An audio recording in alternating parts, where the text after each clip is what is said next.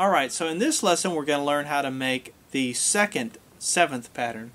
Now, this is technically not a bar chord, so I didn't really have another place to put it, so I put it in this section on bar chords.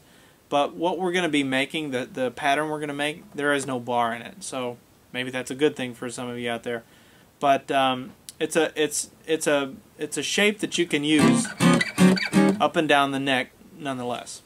So let's take a look at how we create the shape. Now, we've already learned, if you'll remember, in a previous lesson, we've learned how to make a C7th.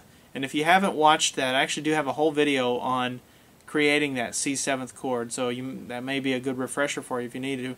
But as a quick recap, to make a C7th, we just make a C in open position down here, and we take our pinky, which is kind of free floating anyway, and we push down on the third string, third fret, to create that note. And that's how we get a C7th. So you got C, C7th.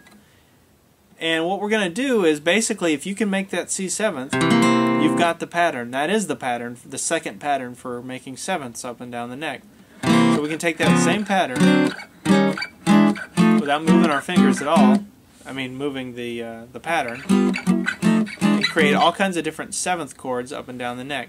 Now, one big difference between this pattern, between playing the C7th in open position and once you slide it out of that open position, you only are going to be playing the middle four strings.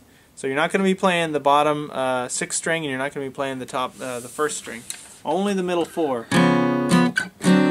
Now, when you're down in the C, it's okay. You know, if you're playing the C7th down here in open position, you can actually play all five. That E note works with that. But as soon as you get out of that position and you go to like a C sharp, for example, only playing the middle four.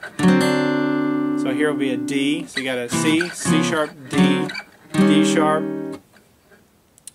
E, and so forth and so on. So now you can play a D seventh here. You can play a D seventh here, if you remember. You can also play a D seventh way up here using the previous pattern we just learned.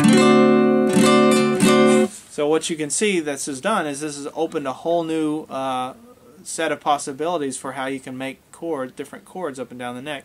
So now when we're playing a G7th, for example, you can play it down in open position. You can play it with the 7th pattern 1 that we learned in the previous lesson.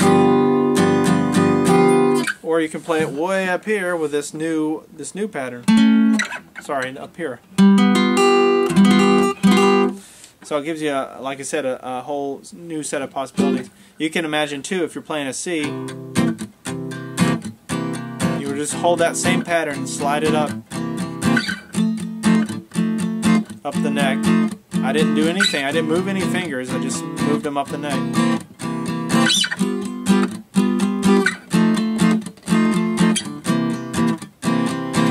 Yeah, so you can start getting some really some cool sounds. So you got 7th pattern 1, 7th pattern 2.